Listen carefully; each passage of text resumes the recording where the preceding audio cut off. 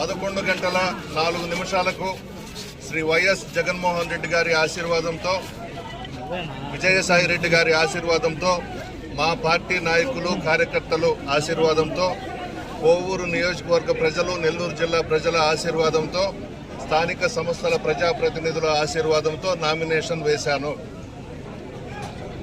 జగన్మోహన్ రెడ్డి గారు ముఖ్యమంత్రిగా ప్రమాణ స్వీకారం చేసిన తర్వాత పార్టీలకు అతీతంగా సంక్షేమ పథకాలు ఇవ్వడం జరిగింది. ఆ సంక్షేమ పథకాలే మాకు గెలుపుకు శ్రీరామ రక్ష. 2019లో మాది రాజకీయ కుటుంబమైన జగన్మోహన్ రెడ్డి గారి బొమ్మ పెట్టుకొని గెలిచాను. దాదాపు 40,000 వచ్చినాయి, 200 తక్కువ మెజారిటీ.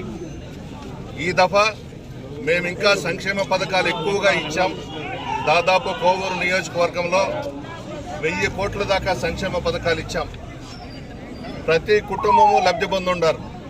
పార్టీలకు అతీతంగా ఇచ్చాం, కులాలకు అతీతంగా ఇచ్చాం, మతాలకు అతీతంగా ఇచ్చాం.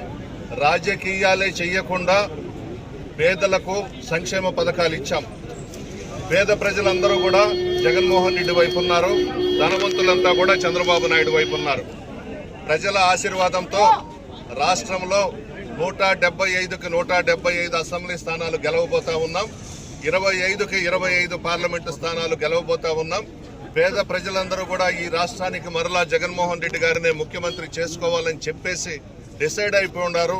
ఖచ్చితంగా 13వ తారీఖున ప్రజలందరూ కూడా పోలింగ్ బూత్లోకి వెళ్లి ఫ్యాను గుర్తు మీద వేసి రాష్ట్రంలో ఒక ప్రభంజనం సృష్టించబోతా ఉన్నారు.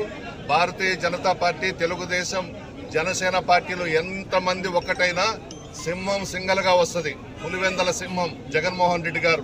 ఖచ్చితంగా మరలా జగన్మోహన్ రెడ్డి గారి ప్రభుత్వం రాబోతా ఉంది. ముఖ్యమంత్రిగా ప్రమాణ స్వీకారం చేయబోతా ఉన్నారు. ఇప్పుడు ఈ 5 సంవత్సరాలు ఏ విధంగా అయితే సంక్షేమ పథకాలు ఇచ్చామో అవి కొనసాగుతాయి. పేద ప్రజలకు మేము అండగా ఉంటాం.